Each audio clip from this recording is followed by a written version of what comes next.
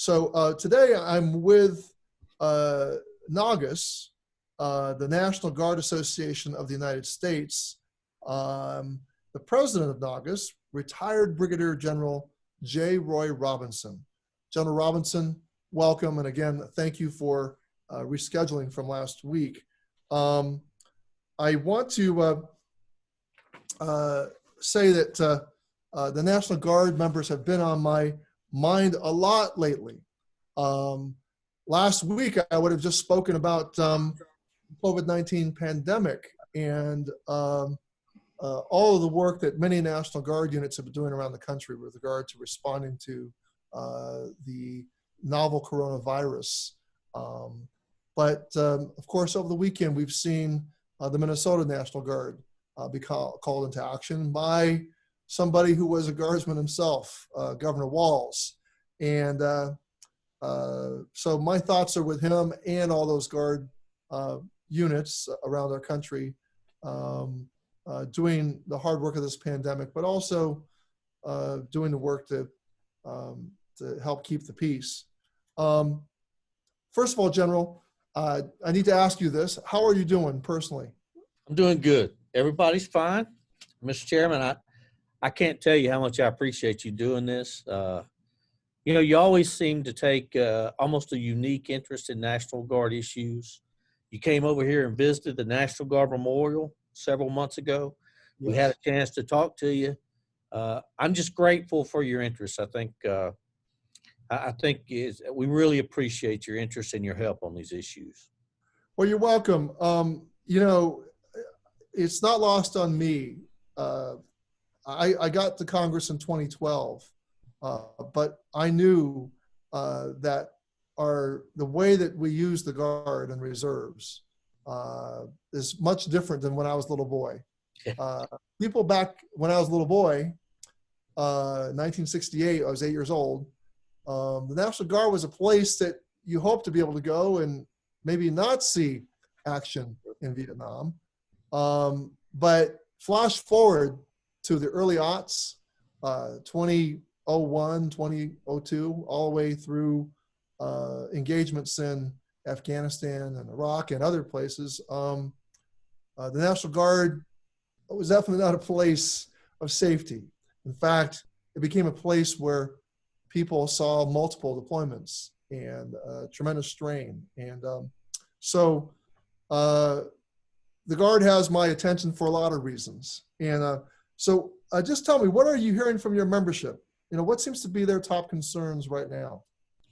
You know, I have to say, as you know, the members of the National Guard are very resilient. They're not going to, they're mission focused. They're not necessarily, sometimes I have to talk to their leadership and try to get some of the information out of them on what they need.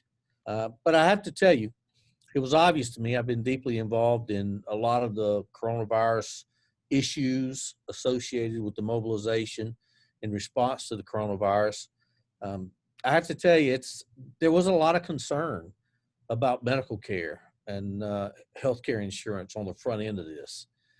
You know, we had soldiers and airmen out there in every imaginable status. They were in state active duty, Title 32, 502F. There were some issues with the length of orders on the front end. And as crazy as it sounds to a common sense kind of person, we literally had members of the National Guard who were out on COVID-19 testing sites who didn't have coverage by TRICARE while they were on that. I mean, it's hard to understand that. There's a lot of different statuses associated with National Guard and the service that they do. But in my mind, it reinforces the parity issue that we've talked about over and over with, and you've been involved in those conversations. You know, if you have a person who's wearing the cloth of the nation, they shouldn't have to worry about health coverage when they're responding to the mission that they've been asked to do. And that's what I hear a lot of.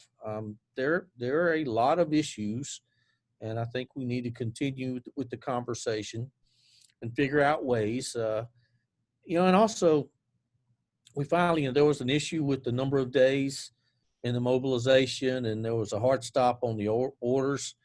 at 89 days. As you know, that has since been resolved. It's been extended or will be extended. And there were some real concerns throughout the National Guard ranks. And it goes back to a parity issue. Once they cross over 89 days, they get to 90 days. It qualifies them for some post 9/11 GI Bill benefits, education benefits. And it also gives them some additional days that they can use toward reducing the retirement age where they draw their Guard retirement. And it was pretty, there was a lot of concern that the hard stop at 89 days was going to prevent any of the soldiers or airmen in the response from receiving credit for those benefits. You know, the funny thing is you're not going to get the soldiers and airmen to raise their hand and talk to you about it individually, but within their circles, they do talk about it.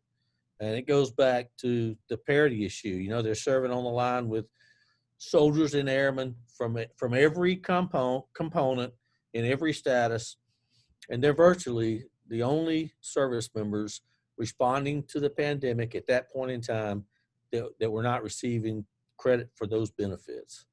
I'm grateful that NGAUS spent a lot of time along with interacting with the Congress, and that has since, we think, been taken care of, and we're very grateful. And as you know, there'll be a lot more issues like that to come. Well, General, my concern is will this extension, leave some people out? Will there be some members of the Guard and Reserve that will be overlooked and fall through the cracks because these orders don't apply to everybody? It seems to me that responding to a novel coronavirus in many people's minds is not the same as being sent into combat overseas, but in many ways it's just as dangerous. You're putting men and women into a different kind of line of fire. It's not actual bullets, but it's clearly there's so many different circumstances which could arise that members of the Guard will have to respond to in a pandemic. You're so right. I tell you, Mr. Chairman, I've actually been in combat, and I retired in 2016. And I will tell you frankly, I don't put that type of combat service over and above anything that the soldiers and airmen are doing today in response to the coronavirus, in response to some of the domestic or uprisings that we're seeing in some areas. When you put yourself at risk, wear the cloth of the nation on behalf of the citizens of the nation, I don't categorize that service. It's all tough. The coronavirus had just as you know, it was just as deadly as anything that you come in contact with in an actual combat theater. Well, but I do want to know about these people who might fall through the cracks that the orders might not have applied to. Do you have anything to say about that? I think at some point in time, and you know this as well as I do, we need to get away from this component-based benefit system.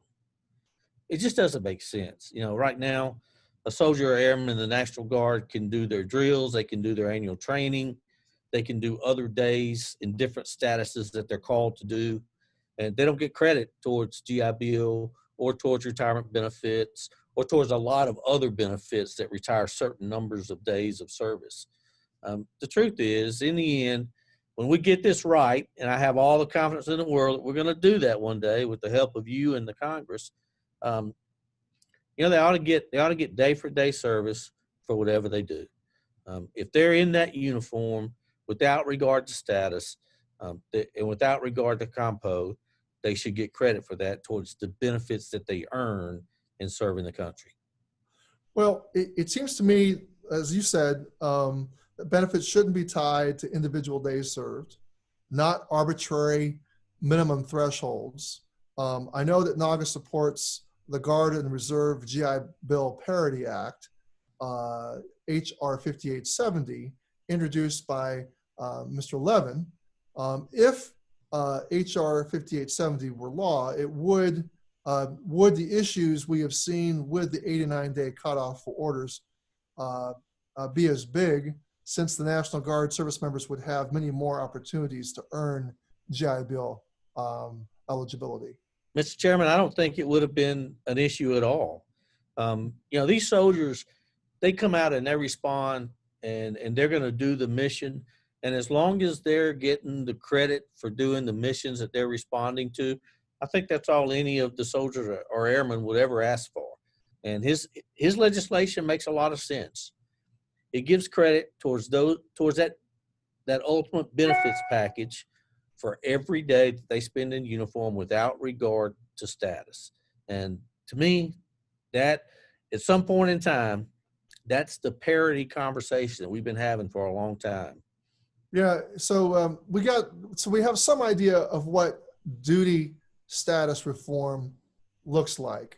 Sounds like we've got some legislative vehicles to achieve that. You all have been thinking about that over where you in the organization you lead, and I'm concerned because I know the military is trying to pare back personnel costs, and they've been pushed, and that's one of the reasons why so much more reliance has been put on the reserve and the Guard, because it's a way to cut costs. Frankly, you don't have people on full active duty time, but I'm hearing from my good friend Max Rose, who's a guardsman himself, say that the burden of the training has been increasing. The amount of duty days that people report to every year during a year is the burden's increasing, and I'm all for enforcing USERRA, making sure that when guardsmen and reservists go off on a deployment along service, that they have a right to return to their jobs. At the same time, I'm also thinking that the burden on the business community is also becoming large, and you throw into that the healthcare needs. I think we've got to examine this whole trend that we see, and that the military even thought that there was something tone deaf about the 89-day. That was very, very tone deaf, and I think y'all were very effective at raising it. But you weren't the only ones. I mean, it's a testament to how much people regard the Guard. Sure. That the public really, people sensed on Capitol Hill, sure, and the White House sensed that this was not going to fly. So anyway, I think we need to do a whole examination of, as you say, the healthcare benefits, the duty status reform, and we've got to look at how USERRA works, both for employers and for those who it was designed to protect. So anyway, we have been involved in duty status reform conversations. We're continuing those. Frankly, I think the place that we are with the bill now is pretty good, pretty strong. We're pretty pleased with the outcome. I agree with you, Mr. Chairman. Members of the National Guard are doing a lot of different things in a lot of different places simultaneously. I was actually down in Alabama for a few days as the office. We were working remotely, and I watched the evening news, the local evening news one evening. The National Guard for Alabama had 3 separate stories in a 30-minute evening news. They were having a hurricane exercise to prepare for hurricane season, and as they do in the southern states.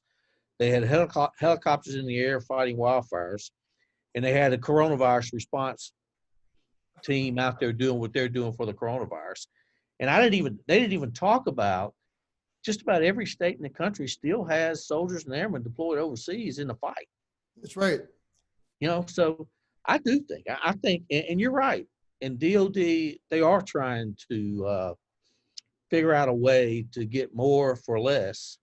And, I think at some point in time, we've got to have a serious discussion about continuing to grow the force structure in the National Guard.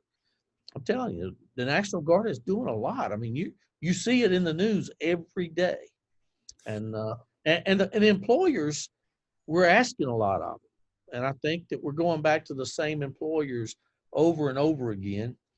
And again, I think we probably at some point in time we're going to have a serious discussion about growing the structure in the National Guard, just to kind of spread the burden of everything they're being asked to do. Yeah, I'm, you know, I sympathize a lot with guardsmen who might have signed, guardsmen and women who've signed employment contracts which cut off their ability for, the right of personal redress when they're denied their jobs, and they can't use USERA to enforce, or USERA is not enforced, and there's a workaround in terms of some of these arbitration clauses. At the same time, I think that we've got to, as you said, we go back to the same employers over and over again. I've got other legislation. We have a Work for Warriors bill, which actually came out of the California Guard, which helps to place guardsmen and women, actually military spouses, directly into jobs. I feel now more than ever something like this is going to be needed in the midst of this pandemic. But that that we have to also think through how we're really going to make this work. That people are going to work full time. They're going to drill on weekends. How many weekends out of the year? How is the government going to? I think the government does have, federal government does have a responsibility to work with employers to support them and being able to support a National Guard. It can't be just that we mandate them. Absolutely. To do certain, I mean, just because the demand being placed on the Guard is increasing so much. You've actually done a lot of work, and I'm very grateful for your interest in and support of the issue that we've had with suicide within our ranks. Thank you for bringing that up. I knew I was missing something. You and I, and this is kind of if you think about it, there are ways that all of these different subjects kind of fit together. Part of the issue with the suicide, as you've heard me say before, and we've discussed it, is sometimes just having access to medical care. The VA does a great job when you get them to the VA and get them in the VA. But in some of these states, they're widely dispersed. It can be difficult. Their first stop in most of the small towns is their local doctor. That's their first stop. And that's the first stop that the family takes them to get help. So if you just think about it, if we were able to provide TRICARE to all service members, it would help with the initial access. I don't know if it would bring down the numbers or not. My common sense tells me that it probably would. I hope that it would. If you think about providing that TRICARE to that service member, it's a benefit to the employer that is taking on that kind of load for the nation, because that's an employee who comes to him who doesn't require medical insurance. That's a pretty significant bonus for an employee over the course of a year. There are ways that all these things can kind of mesh together, and I think work some of these issues out. That's an interesting idea. Of course, TRICARE is in the space of the Armed Services Committee, but we have a kind of, a joint sort of role. And when it comes to, I get 2 or 3 slots, I think 2 slots, when it comes to the I'm forgetting the word. It's when we have a conference committee. Oh, okay. The NDA conference committee. But we do have a role in terms of helping to shape NDAA as it relates to veterans. And the other thing, so I agree that that's an interesting approach about TRICARE being something that that all guardsmen have with regard to the employment. Um, you know, in addition to that, I'm also sponsoring legislation which would allow anybody who is a veteran who wears the cloth of the country to be able to call the VA hotline if they're in a suicidal crisis, and to know that they can get 30 days of inpatient care, or I think up to 90 days of outpatient care. I might have those numbers wrong. I haven't reviewed that legislation recently, but it would essentially mean that for emergent care, the VA would make sure you're taken care of, that you don't have to worry about a bill covering you. But short of us getting TRICARE for every member of the Guard, that with regard to suicide prevention, we should at least say for every veteran, whether they're guardsman or guardswoman, whether you may be too wealthy to qualify for the VA or any number of reasons why you might not be connected, regarding suicide, that you have a number to call and know that you can get treated, and know that you won't be facing a huge bill.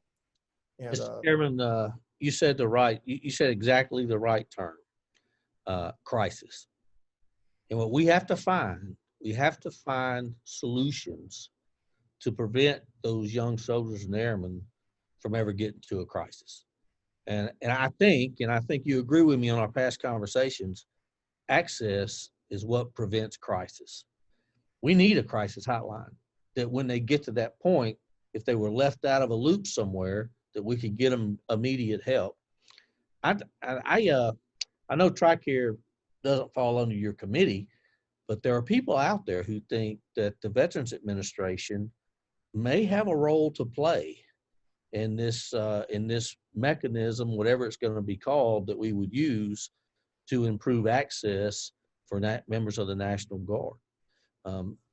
There's things that they may be able to do, and I'm hopeful that there's some study language that will make it into the NDAA that will ask some people to start thinking about that.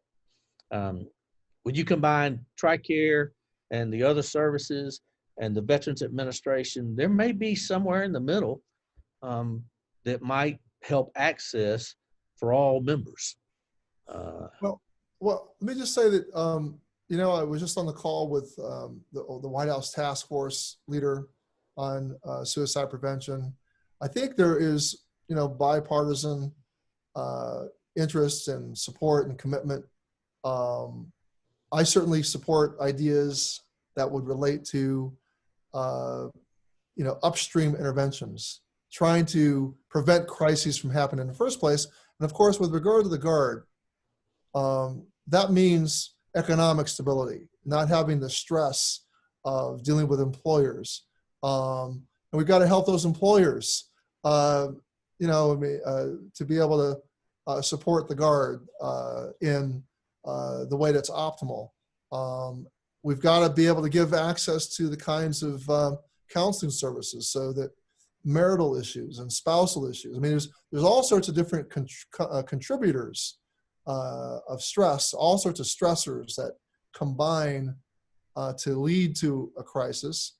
And we see what demand there is on the Guard, and we also, I think, have a responsibility to make sure that if this is the way we are going to defend our country,